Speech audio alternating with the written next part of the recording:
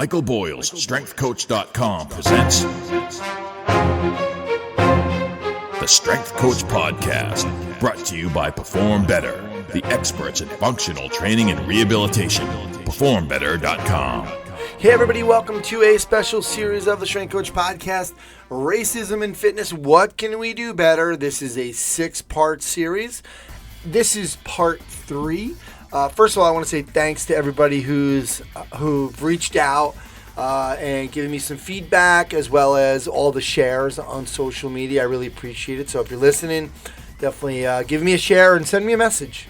So like I've talked about in the first couple, with the events that included the murders of Ahmaud Arbery, Breonna Taylor, George Floyd, and now Rayshard Brooks, I wanted to do something that was more than just posting a black square on social media to show that I believe Black Lives Matter and to help my listeners and me understand some of the black experience in fitness.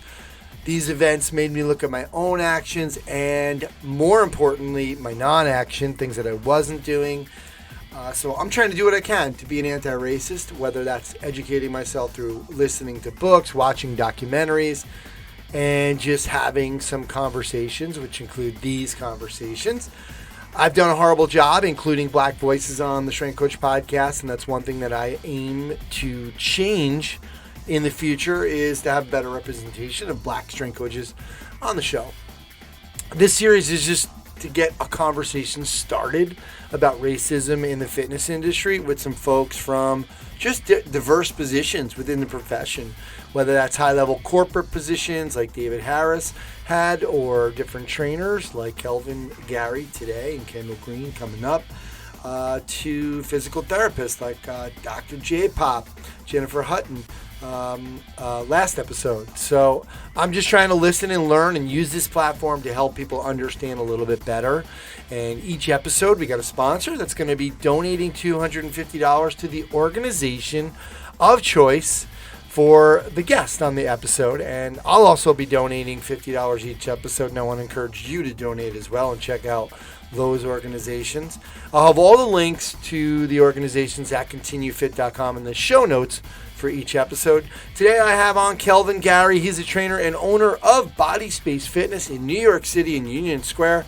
I've known Kelvin for a bunch of years. He's been on my YouTube show, Strength Coach TV, and actually I hosted a workshop at Body Space Fitness as well a couple of years ago. The organization he's chosen is The Color of Change. And there's a great story that Kelvin's going to tell a little bit about what he and his trainers at Body Space are doing with an amazing fundraiser. So we'll talk about that in a little while. Today's sponsor is Alan and Rachel Cosgrove from Results Fitness University and Results Fitness.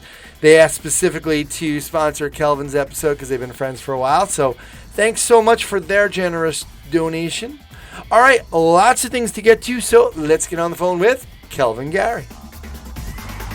All right, for today's episode, I have my friend Kelvin Gary. Kelvin's the owner of Body Space Fitness on 14th Street in New York City. We actually did a Strength Coach TV there as well. Great episode.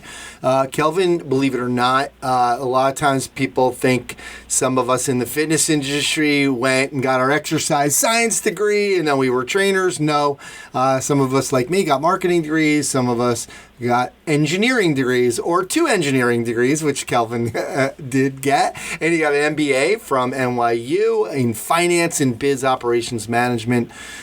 He's obviously a personal trainer, CSFC, and kettlebell athletics, FMS, all of the allies of the Strength Coach Podcast.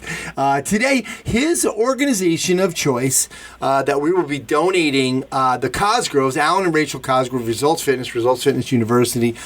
They picked. They're the ones who are donating to The Color of Change.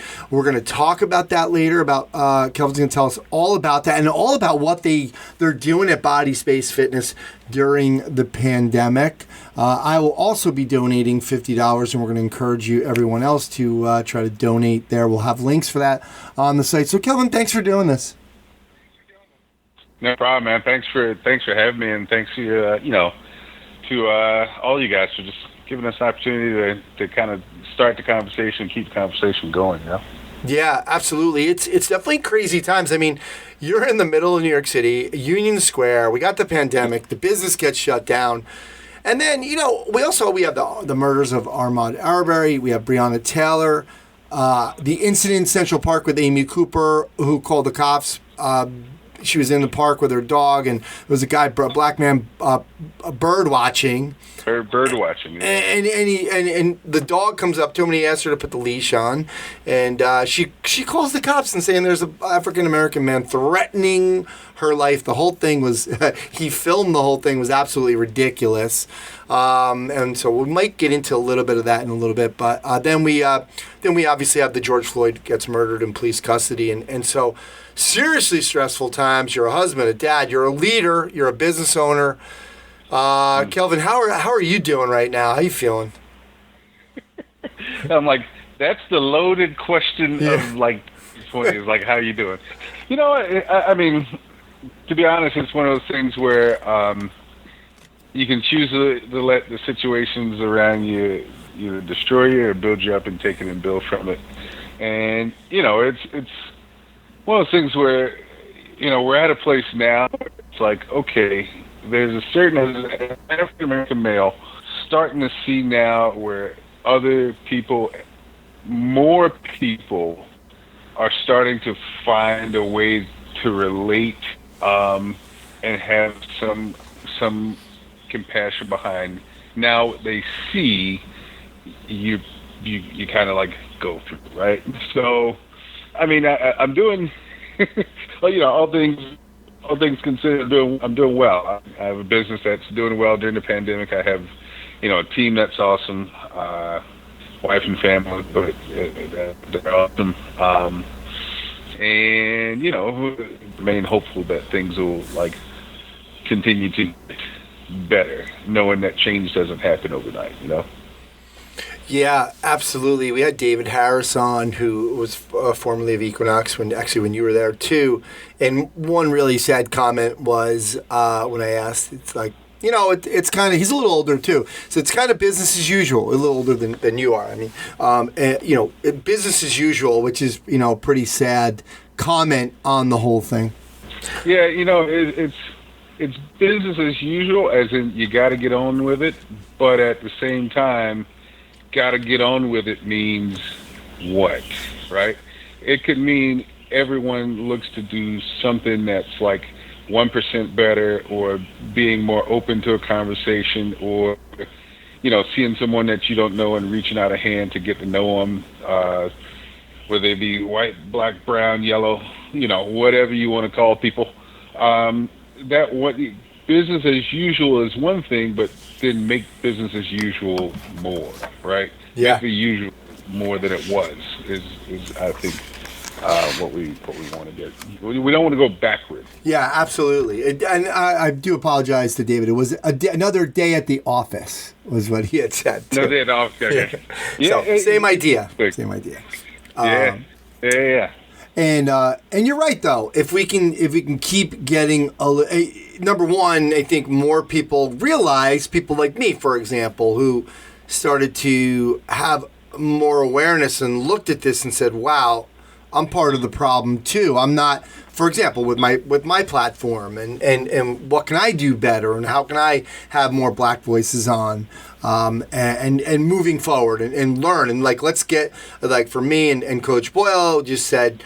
I said, what can we do? That's going to be action. That's not going to be just posting a black square on our social media or posting some things on social media. But what can we do to take action? And this is obviously a result of that.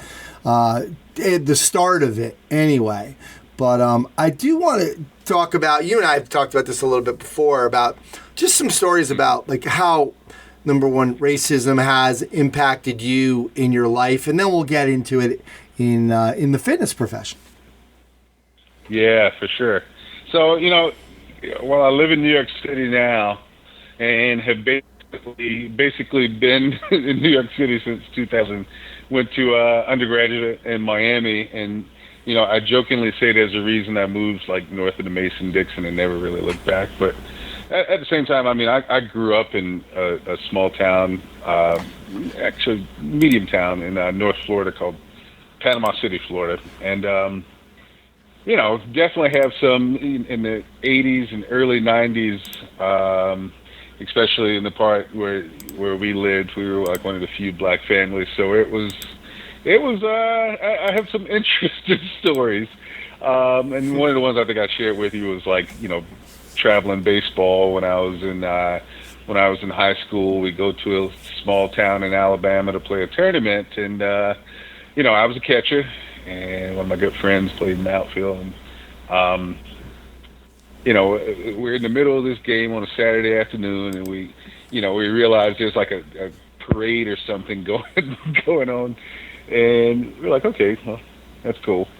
And the parade, the event or whatever was going on gets over with, and they start walking towards the baseball field, and we realize it was a KKK rally. And it's like, oh, Jeez. All right, well, now we have these guys like all standing behind the backstop, kind of harassing and talking and giving me the fifth degree. And at that point, it's like, well, I'm a competitor, so whoever runs and tries to steal the base, I'm going to throw them out, and not necessarily worry about it as well.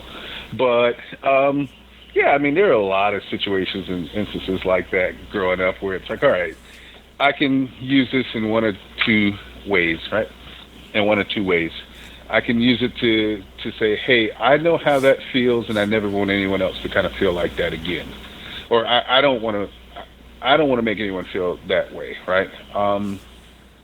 And that's the way I chose to look at all the experiences like that have happened to me in my life, to say, okay, well, that made me feel like crap. I don't want to make anyone else feel like crap. And I'm going to use that feeling to be able to relate to people who might be in my situation, right? Or who might be in a situation where they are kind of the oddball out. I mean, so that was kind of like, the one story that I always come back to, like growing up, where I said, I'm going to make sure I'm on the other side of this.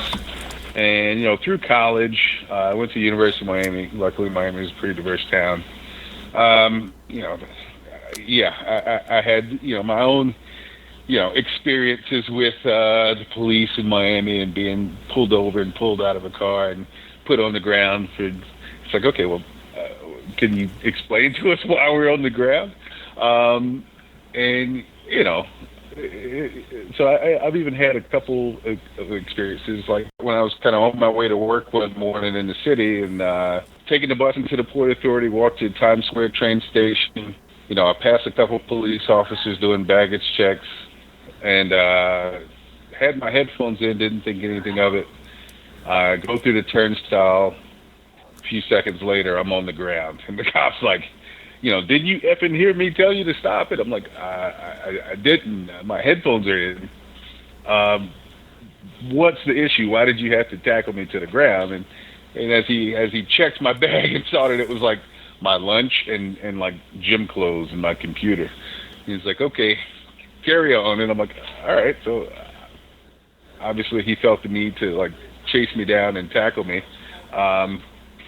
I wonder how many other people he decided to chase down and tackle today because they didn't hear him say, "Stop! Let me check your bag." Yeah. So I mean, it's you have these experiences in life, and sometimes you go on, and it's sad that you go on, almost acknowledging that, like, okay, well, because of the uniform I wear, that is my skin, there are going to be situations where I'm gonna have to like deal with shenanigans, right? An accepted norm it has become, because that's just the way things have always been in this country. But it's like you can take those scenarios and use it to kind of build yourself and build a way you model the way you treat everyone else, and that's basically how I've chosen to handle it and deal with it, Yes, I do. Instead of turning that into anger, which will get no one anywhere, I guess. So, So what about the fitness profession? Because I think, and I was going to ask you about the Amy Cooper incident, not that specific incident, but that is something that I could see not so much somebody calling the cops on you, but I had a friend who was saying he was walking on a walking bike path, and this couple was coming, and he noticed that the guy picked up a stick kind of a little before, and then noticed that he put it down after. So he happened to notice that. So like maybe there's some subtle things that wasn't so subtle. But some things that happen to you in real life and maybe even in the fitness profession that sometimes you wonder, wait a minute, that probably because of the color of my skin. Yeah. And, it's, of course, it's like you get in the elevator and like everyone grabs their purse and you're like, no, I'm pretty sure I have more money in my wallet than everyone has, like, their purse, right? So no need to, I'll grab my wallet, right? And it's funny. I've done that before and like seen someone grab their purse and I'd pull my wallet out and grab it and hold it close to me and like look at the expression on their face. And, like, yeah, I acknowledge that you just did that as a result of me like getting close to you, but just letting you know. So, even some way trying to make like light of it sort of deal, see if you can change someone's perspective. But, at the same time, even in the fitness industry, I think I was telling you, having been at a big box gym and seeing, and again, being this highly educated individual, 2 engineering degrees, an MBA, and I'm a personal trainer, but like the flack that you would get, not even from like management per se, but like from members of like, hey, you stupid trainers are always taking up space. And it's like, well, A, I'm not stupid. B, we're trying to work with a client that's paying for the same member. You found yourself just having these arguments with clients. It's like, who else is having these issues with people? Or do people feel like they have the right and it's okay to come up and kind of bark at everyone this way? Is it just me and people that look like me? And to the point of the story I might have been starting to tell you before, of like one night me and 2 other my African American friends at the gym that we worked at, I think one had someone throw something at him, one had someone slap a clipboard out of his hand, and someone tried to yank my name tag off of my neck because they were mad because I got kind of got myself into like a corner and was like there for like a little bit of time, and he's like, you're hogging up all the space, you've been in this corner for an hour. And I'm like, I'm in the corner away from everyone. The guy's like, you know what, what's your name? I'm gonna go talk to your manager, give me your name. And he tries to like yank my name tag off of my chest. And my poor client I remember this, my client was just like dumbfounded. She was just sitting there just like, what just happened? I was like, I don't know. But apparently he figured that he could yank my name tag off my chest. And just like, okay, does everyone have to deal with this? Or is it, some people might see us and feel like, I can say whatever I want to this guy because he's African American and he's lesser than me and I. It's like, you don't know that is the case, but you always have to ask yourself and wonder if that is the case. Chances are it is. And, that's something that you kind of carry with you in the sense that I always had the feeling that, okay, I need to be more so on point than my counterparts, and more so on point than my counterparts, and like make sure that I have like a presence that is not necessarily more commanding, but more put together than my counterpart, so that people, it's almost like I have to work harder for people to take me equally as seriously as someone else, right? Yeah. So there's that level of respect that you don't get as well, right? Basically. Yeah, and until and that's not with everyone, but the fact that like I can walk in and be next to someone, and we can all else be equal. It's like, it's not even that you've been told that you're less than that person, but the experiences that you've gone through you've been put into positions where you've kind of been told that, you're not the same as this guy, even though we haven't heard a word either one of you have had to say, Yeah. Again, it's like you can use it in two ways. You can use it to make you better, or you can use it in a negative way and say, you know what, I'm out of here. I don't want to have to deal with this stuff. But it's like when you find something you love and helping people and working with people and training is something that you love, you're like, all right, well, I'm going to use it to just make myself better. And if I walk in the room and I'm the smartest brain and one of the more well put together people in the room, and after people hear me talk and see me operate, they're like, yeah, this guy's pretty sharp, and great. I use that as a tool to get better, Absolutely. Let me ask you though, because as I worked in bars a lot and had a lot of diverse staff on my hand, and always, mostly always dealing more of like the female issue that I would have to, protect my staff from that perspective. But I always kind of felt like it was on me if something like that happened. Like I didn't do something, I need to do something better. Do you feel like, I'm not saying, your fitness manager should have done a better job, because I don't even know if you told your fitness manager when that stuff happened, but I feel like that's also a part of a problem in a bigger problem, and a management problem is like, that kind of trickles down, and we need to kind of talk to our management about that. If we're just trainers, right? If we're just like, if we don't own the place, obviously you own the place right now. So, but going back to a big box gym, so any trainers out there listening, they really should tell people in charge, and hopefully something will get done about it so people can be talked to. What do you think about that? Absolutely. Yeah, no, absolutely. And there were a couple cases where I did, tell my manager, and they're like, man, that's messed up. And I think, one client might have been even talked to at one point. But, it is, because you want to, for me, I have a staff of 10 trainers right now, and I spend a lot of time with them on developing them as people as well as developing them as coaches, right? So I want to make sure that I'm mindful of their issues that they're having, because, I know it's going to affect their performance, their level of happiness with, the job they're doing and where they are. So, and again, I just want to understand, especially if things are not right, or if things are creating a stressful condition, or a stressful situation. Yeah, I want to know about it. So I think as management, when it comes to driving and motivating your team, it's important to know the experiences that your team is having, especially if they're, adverse experiences and degrade their employment experience as it is. And if there's something you can do about it, you definitely want to be mindful and do something about it if you can.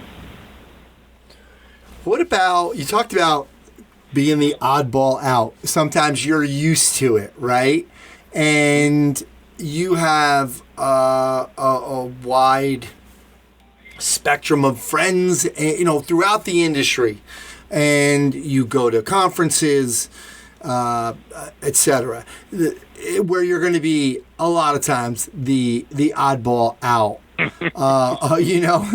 We know there needs to be more presenters in these conferences. There needs to be more color, more females. Talk to us about that from that perspective, and if you feel like, have you tried to go and speak at some of these things, or because I know you're super busy and it might not be on your radar, not on everybody's radar to speak at a conference. So I just wanted to talk to you about the conference. I know I've seen you at Perform Better summits. I know you do a lot of continuing education. So talk to us about from that perspective. Mm-hmm. And truth be told, I do one day plan on speaking, but that, and I guess that kind of goes back to, again, like the high school days, where I look around and I'm like, all right, AP Chemistry, it's just me. Yeah. AP Physics, it's just me. Calculus, AP Calculus, it's just me. And, it changed a little bit when I got to college, but, graduating and going into the professional world, I worked for Merck Pharmaceuticals as an engineer, and looked around and it's like, all right, well, you know, corporate finance, being in corporate finance, and it's like you walk into a conference room and it's 20 people and it's just me. So I think there's a component of it, and where it's like, all right, well, yet again, you can put your head down and say, I'm the oddball out, or you can use it as a tool to say, I have to be the sharpest saw in the room, right?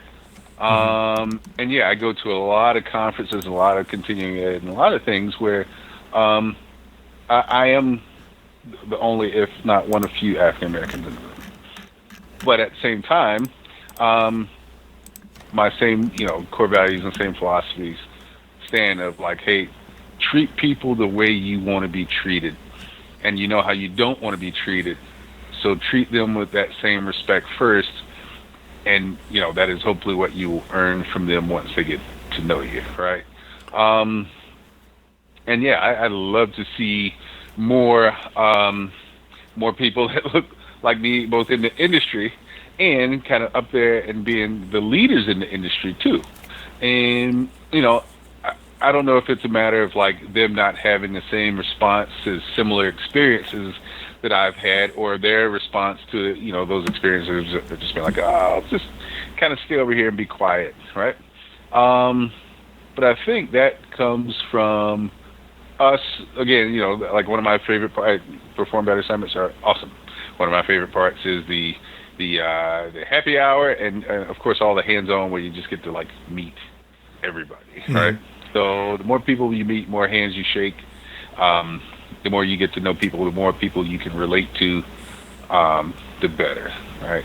And for me, all I can continue to do is just be myself and kind of be like a an example of what I would like to see in other people, which is open, reaching out, and just trying to get to know people, So I think we can definitely do a lot better.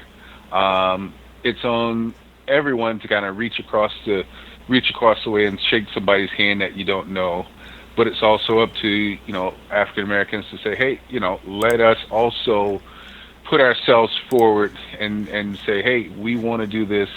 Anyone want to hear my story? That sort of deal, because the opportunity is not going to be there if we don't put ourselves into it as well, right? So yeah, we can all definitely do a lot better, I think.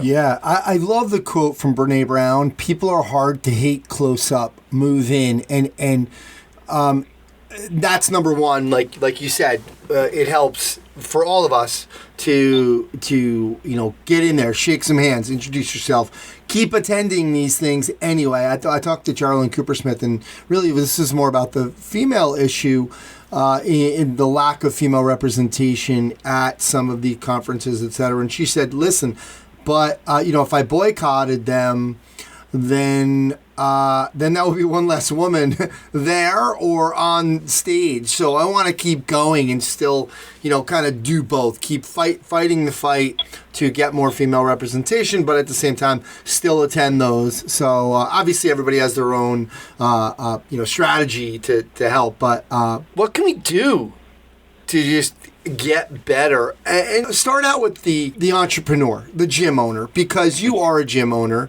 What can we do to be more inclusive? I know Dr. Jen Hutton, who was on as well, and I was watching her webinar, and she was saying sometimes, if you own a gym, it is hard because, it is about proximity. And if you own a gym in a white neighborhood, it's going to be hard now to get some people of color into that gym because a lot of times it's about proximity. So talk to us maybe about what we can do to get a little bit better. Yeah, I mean, so that scenario there, right? You think about like the CFSC guys and them working with inner city weightlifting, right? Some of those inner city weightlifting guys might not be in the same neighborhood as the NBSC, but they if they want to learn and they want to get involved and they want to get in touch with, they reach out and go to where they are, right? So my whole thing is like, it's like start the conversation, ask the questions, talk to people, get to know them, find a way to relate, right? And if those people aren't there in front of you, there are tons of ways. One of the big charities that a good friend, Harlem Lacrosse, right, which is a lacrosse program in the Harlem Bronx area that's teaching young African American men about lacrosse. And it's like, okay, well, yeah, you have all these people from different walks of life in New York City that are going over to these neighborhoods, learning more about these kids, learning more about their situation, and getting them involved in lacrosse, not just lacrosse, but helping them from an educational standpoint too, right? Mm-hmm. These people didn't wait on the Upper East Side or in Sag Harbor or down the Jersey Shore for these kids from Harlem to come to visit them, right? So what's the saying? I forgot who. Seek first to understand, then be understood. So the situation, but the important part is there to seek first to understand. So even if you have a gym in a neighborhood that might not be the constituency that needs help or the group of people that need help, that shouldn't stop you from saying, hey, where those people are? Where are those people? And can I reach my hand out and say, hey, I want to get to know you better. How can I relate? How can I help? Things of that nature. I think that's one place that we can start, is not just sitting back waiting for things to come to us, right? And then as far as gym owners, as an owner, you're kind of supposed to be the mayor in your own gym anyway, right? And it's good to know as many client stories as you can. But yeah, just getting there, talking to people, and asking them, how are you doing? Anything I need to know about? Do you need anything? It's like starting to just asking the questions, right? And then if you know of someone having a hard time, asking, hey, how can I help? Is there anything you need from me, right? And sometimes you might be able to do something about it, and sometimes it might be just a matter of saying, well, I'm here for you. Or, yeah, I had a story that's not the same, but similar, and I think I might have been telling you the story of my late grandfather-in-law. We were talking one day, and he was. I laugh because I'll back up to another story in a second. We were talking one day, and he started to tell me stories about being a teenage boy on a Navy ship, and I said, no, that must have been pretty cool, He's like, no, I got beat up every day.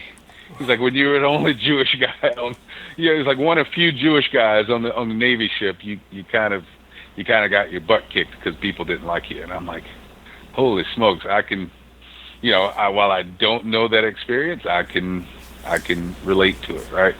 So yeah, just having conversations and learning more about people and just finding ways to relate with and have some compassion behind their situations and circumstances and experience. And I think that's where we can all, as gym owners and people, especially if you don't know your staff that intimately, you get to know your staff as intimately as possible. And yeah, there might be some stuff you're like, I don't want to know too much, but at least I want to know your life experiences, because they might craft how you react to what I do with you and say to you and things of that nature. Yeah, and it could explain sometimes some of their actions or the way they do things, and you can help them through that good stuff.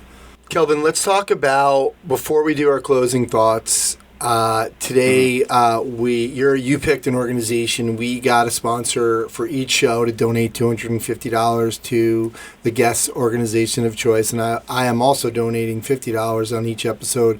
The Cosgroves, the Results Fitness and Results Fitness University, they actually said, we want to be part of Kelvin's episode.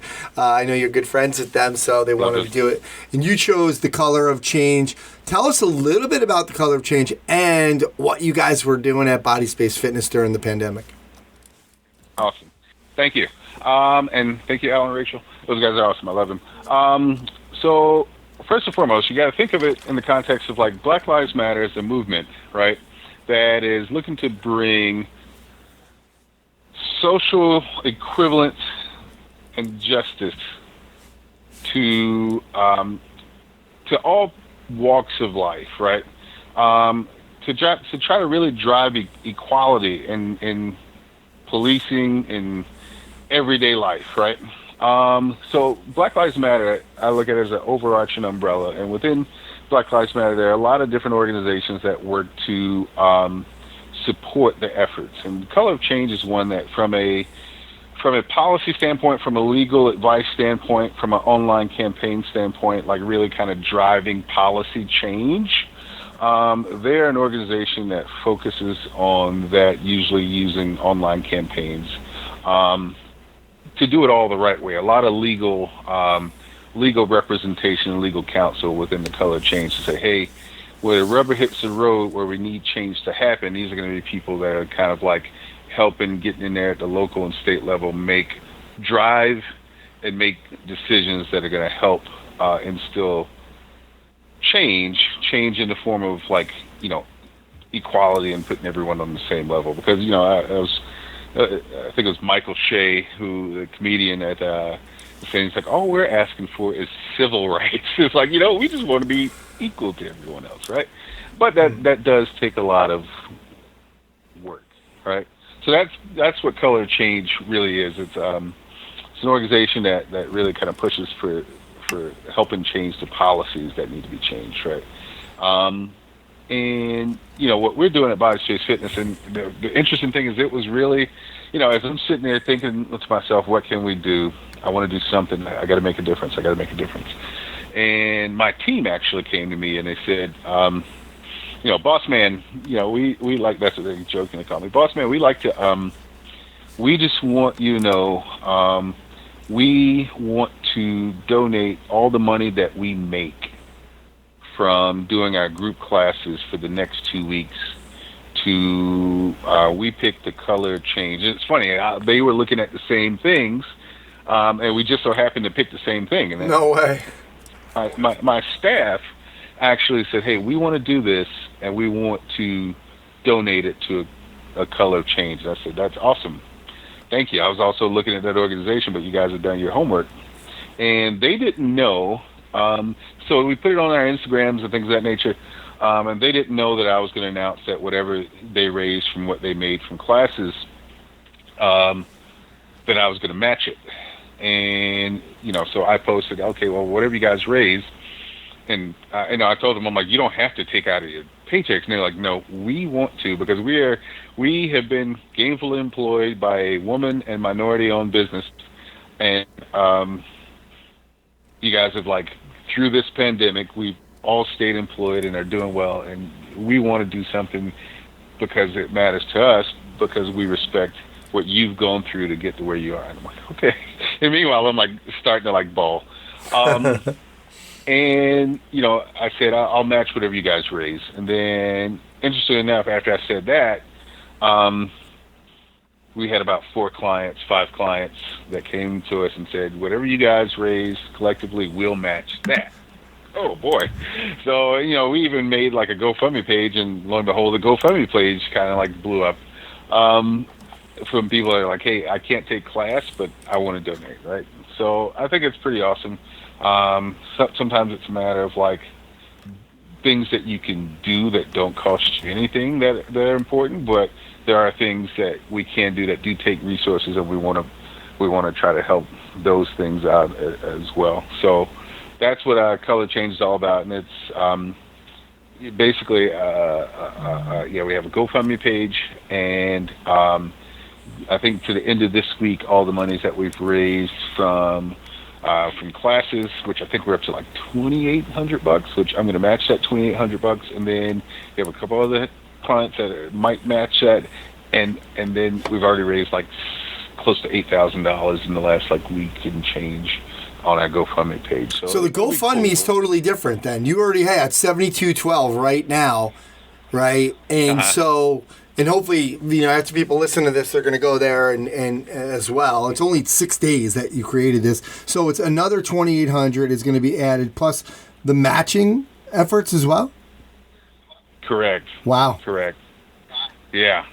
So it's pretty cool. It's pretty cool. Very cool. And, you know, it's kind of like I said, you know, in conversation we were having about how I walked out of the gym one day like a week ago, and there was a protest going on, and I took out my video cam, or I took out my video cam, took out my phone and started recording, and I put it on my Instagram stories. And as the people are, walking down 14th Street, they stopped, and everyone took a knee, and they were saying "No justice, no peace," and it was the chant was just huge, getting loud. And my point and the thing that I brought up to a few people is I said, as I looked at this crowd that stretched from like 6th Avenue all the way back to like Union Square, took up all of 14th Street. You didn't see very many African American people in the crowd, and at that point, I like really it kind of like hit me. It's like we're getting to a point in society where other people get it, and they're like, no one should be made to feel different like this, right? And I think, with all the efforts that we have going on, it's pretty cool to see how many people are relating to that and taking part in it. So, yeah. Hope. Yeah, I did check that out on your Instagram page, and it gave me the chills. I highly recommend people go to Kelvin's Instagram and check that out. It was so loud, and it was just a sea of people. And it was really cool to see that happening. Very cool. Yeah. Kelvin, I'll just let you just say some closing thoughts before we go. Okay. I mean, look, man. The big thing is everyone should take the time to stop and just think about it. Right? How would you want someone to treat you, treat your mom, treat your dad, treat your loved ones? Just treat people that way, no matter what color they are. And just understand that, we live in a country where African Americans have been put in a certain place for a long period of time. And it's just, the main thing that people are asking for is to be put on even footing across the board. While we do that successfully in a lot of walks of life, there's still a long way to go, because a lot of what happens in the shadows never gets brought into the light. But now with videos, Instagram Live and Facebook Live and these things happening live, I think a lot of what's happening or has happening is starting to come to light now. So just treat people the way you would have them treat you, and just reach out and ask the question and get to know and find a way to relate. And that's how we all get better, right? Absolutely. Well, Kelvin, I really appreciate you coming on and talking about your story. I really appreciate you coming on, Kel. No problem. Thank you for having me. Thank you. All right, that's going to do it for part 3 of Racism in Fitness. What can we do better? Remember, this is a 6-part series. So thanks so much to Kelvin Gary for coming on and giving us his perspective and experience on racism in the fitness industry and in life. Thanks to Alan and Rachel Cosgrove from Results Fitness and Results Fitness University for the generous donation to Kelvin's organization of choice, The Color of Change. I'll have links at continuefit.com to find out more and to donate yourself. Next episode, I continue the conversation with Kendall Green, a strength coach and entrepreneur in Virginia. Guys, remember, keep sharing, keep sending me messages. Thanks so much for listening, and I hope you will join me next time.